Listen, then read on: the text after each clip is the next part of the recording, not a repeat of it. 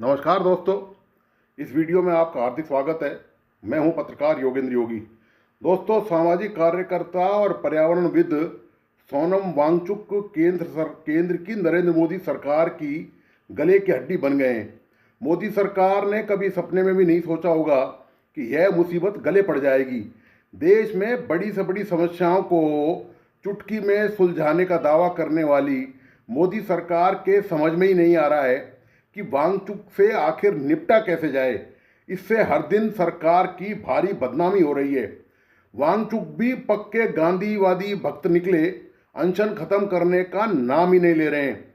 उधर सरकार है कि आखिर वांगचुक की मांगे माने भी तो आखिर कैसे माने। मांगे मानने का मतलब है कि एक साधारण से सामाजिक कार्यकर्ता के सामने सरकार झुक गई, जबकि इस सरकार ने सबको झुकाने का काम किया है। बस जैसे तैसे न्यायपालिका उसके हत्थे नहीं चढ़ सकी। कोशिश तो मोदी सरकार ने बहुत करी कि न्यायपालिका किसी भी तरह से उसके काबू में आ जाए, पर न्यायपालिका ने किसी भी सूरत में हाथ ही नहीं रखने दिया। दरअसल मोदी सरकार बड़ी खुश हो रही थी कि कॉकरोच पार्टी उसका कुछ नहीं बिगाड़ पाई। हालांकि सोशल मीडिया पर कॉकरोच पार्टी को देश के लाखों युवाओं ने समर्थन देकर बता दिया था कि देश के युवा मोदी सरकार के बारे में क्या सोचते हैं और देश में कैसा माहौल चल रहा है। किंतु केंद्र में पूर्ण बहुमत और ज़्यादातर राज्यों में सत्ता में होने के कारण सरकार ने कॉकरोच पार्टी के प्रदर्शन की परवाह नहीं की। कारण साफ था कि चुनाव सिर पर नहीं थे। मोदी सरकार ने जैसे तैसे कॉकरोच पार्टी से राहत की सांस ली ही थी कि वांगचुक नाम की मुसीबत गले आ पड़ी। कॉकरोच पार्टी ने राष्ट्रव्यापी प्रदर्शन के बाद दिल्ली में जंतर मंतर पर धरना देने का ऐलान किया। सरकार ने यह समझकर कि इससे क्या बिगड़ता है, तुरंत धरने प्रदर्शन की अनुमति दे दी, क्योंकि मोदी सरकार को पता था कि यदि प्रदर्शन की अनुमति नहीं दी गई तो जान को भारी क्लेश हो सकता है। सरकार प्रदर्शन की अनुमति देकर इस आंदोलन की हवा निकालना चाहती थी कि कुछ दिनों में ये वांगचुक टाइप कार्यकर्ता और जो कॉकरोच पार्टी के कार्यकर्ता हैं, ये थक हार कर वहाँ पर धूप में गर्मी में बैठकर कुछ दिनों बाद अपने अपने ठिकाने पे चले जाएंगे। तो सरकार ने यही सोचकर अनुमति दी थी। शुरू में तो कॉकरोच समर्थकों के जंतर मंतर पर धरने की सरकार ने परवाह नहीं करी कि बैठे हैं तो बैठे रहो, मतलब तुम जैसे जाने कितने आए और कितने चले गए का भाव मोदी सरकार दिखाती रही। बात यहाँ तक तो ठीक थी। मीडिया भी कुछ दिनों बाद धरने की कवरेज को ज़्यादा महत्व नहीं दे रहा था। सरकार को लगता था कि थकार कर कॉकरोच पार्टी के युवा आखिर चले ही जाएंगे। किंतु बीच में ये वांगचुक के कूदने से सरकार का सारा समीकरण बिगड़ गया। कॉकरोच पार्टी के समर्थन में वांगचुक भी धरने में शामिल हो गए। सरकार ने परवाह नहीं की कि देखें क्या बिगड़ जाएगा। सोनम वांगचुक की मुख्य मांगे केंद्र सरकार की प्रशासनिक और परीक्षा प्रणालियों से जुड़ी हुई हैं।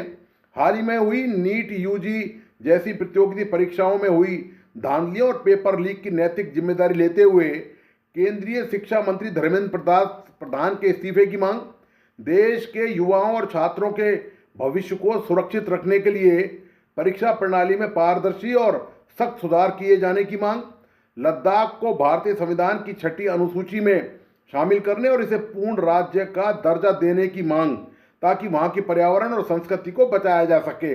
परीक्षा से जुड़ी अनियमितताओं और मानसिक तनाव के कारण आत्महत्या करने वाले छात्रों के परिवार को मुआवजा देने की मांग, ये तमाम मांगे कॉकरोच पार्टी ने की थी, जिनका समर्थन वांगचुक ने भी किया। वांगचुक इससे पहले लद्दाख को पूर्ण राज्य का दर्जा दिलाने की मांग को लेकर 170 दिन तक जोधपुर जेल में रहे। उन पर आरोप था कि अनशन के दौरान 24 सितंबर 2025 को लेह में हिंसा हुई, जिससे 4 लोगों की मौत और 90 लोग घायल हुए।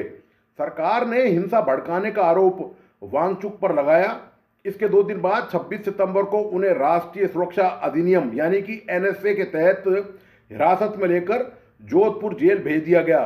सरकार को लगा कि जब जेल भेजने पर ही वांगचुक सरकार का कुछ नहीं बिगाड़ पाए तो भूख हड़ताल से क्या बिगाड़ लेंगे। जब वांगचुक ने भूख हड़ताल की घोषणा कर दी, तब भी सरकार ने सोचा कि यह सब नाटक है और 2-4 दिन में यह सब खत्म हो जाएगा।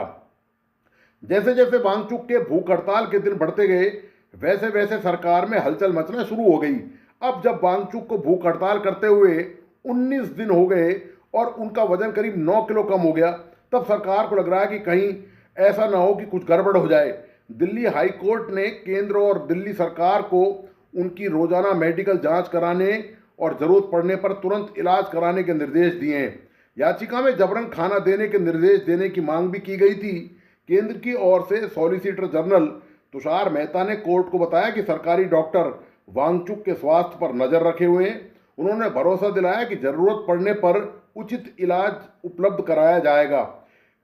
कॉकरोच जनता पार्टी के फाउंडर अभिजीत दीपके ने कहा कि सरकार जवाबदेही से बच रही है और उसका रवैया क्रूर है। वांगचुक को देश भर से राजनीतिक दलों के अलावा विभिन्न संगठनों का समर्थन प्राप्त हो रहा है। हालांकि इस समर्थन में कांग्रेस शामिल नहीं है। कांग्रेस के अलावा सभी विपक्षी दलों के बयान वांगचुक के समर्थन में आ चुके हैं। केवल कांग्रेस ने ही अभी तक वांगचुक को समर्थन नहीं दिया है। पूरे देश में इस पर सवाल भी उठ रहे हैं कि देश के युवाओं से जुड़े इतने महत्वपूर्ण मुद्दे पर कांग्रेस आखिर चुप कैसे है।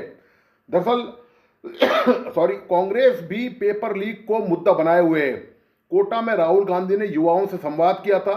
आगे भी कांग्रेस का युवाओं के बीच इसी तरह के कार्यक्रमों में जाने का योजना है। ऐसे में कांग्रेस नहीं चाहती कि ऐसे मुद्दे पर उसका श्रेय किसी से बांटा जाए, क्योंकि पेपर लीक सहित दूसरे मुद्दे की शुरुआत कांग्रेस पार्टी ने की थी। ऐसे में कांग्रेस के समर्थन देने का मतलब है क्योंकि कॉकरोच पार्टी के एजेंडे को आगे बढ़ाना। तो कांग्रेस नहीं चाहती कि समर्थन देकर कॉकरोच पार्टी को मजबूत किया जाए। क्या पता कल को यही पार्टी राजनीतिक दल बना ले और कांग्रेस के लिए चुनाव में मुश्किल खड़ी कर दे। वैसे ही कांग्रेस इंडिया गठबंधन में सहयोगी पार्टियों से दुखी है। सभी पार्टियां कांग्रेस को धकेलने में लगी हुई हैं। चुनावों के दौरान कांग्रेस को भाव नहीं दिया गया। ऐसे में कांग्रेस कॉकरोच पार्टी के रूप में एक और प्रतिद्वंदी खड़ा नहीं करना चाहती, जिससे आगे चलकर सीटों के समझौते की नौबत आए। यही वजह है कि कांग्रेस वांगचुक और कॉकरोच पार्टी से दूरी बनाए हुए है। वांगचुक की भूख हड़ताल से अब मोदी सरकार के दिल की धड़कनें तेज होने लगी हैं। सरकार को लग रहा है कि कहीं कुछ बात बिगड़ गई तो लेने के देने पड़ जाएंगे। वांगचुक की भूख हड़ताल से मोदी सरकार की पूरे देश में जोरदार किरकिरी हो रही है। वांगचुक की भूख हड़ताल का मुद्दा सोशल मीडिया पर छाया हुआ है। इससे अंदर ही अंदर सरकार में खलबली तो जरूर है, पर सरकार अपनी कमजोरी को सामने लाकर यह नहीं चाहती कि वांगचुक और कॉकरोच पार्टी मजबूत बने और किसी तरह के समझौते की पेशकश करें तो यह नहीं मान लिया जाए कि देखो सरकार बैकफुट पर आ गई है।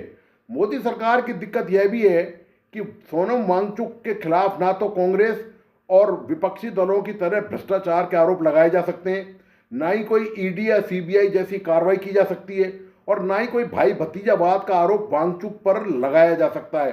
हालांकि सरकार की तरफ से अभी तक वांगचुक या कॉकरोच पार्टी को बातचीत का बुलावा नहीं आया है और ना ही सरकार या भाजपा की तरफ से वांगचुक से भूख हड़ताल खत्म करने की अपील की गई है। अब देखना यही है कि आखिर मोदी सरकार गले पड़ी इस समस्या से कैसे निपटती है।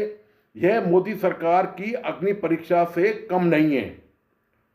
तो दोस्तों, आपको आज का ये विश्लेषण कैसा लगा, प्लीज़ अपने लाइक एंड कमेंट के साथ बताइए। इस वीडियो को अपने दोस्तों और परिजनों को जरूर शेयर करें। मेरा तमाम दोस्तों से आग्रह है कि प्लीज़ इस चैनल को लाइक करें, सब्सक्राइब करें एवं बेल आइकॉन का बटन जरूर दबाइए। धन्यवाद, नमस्कार।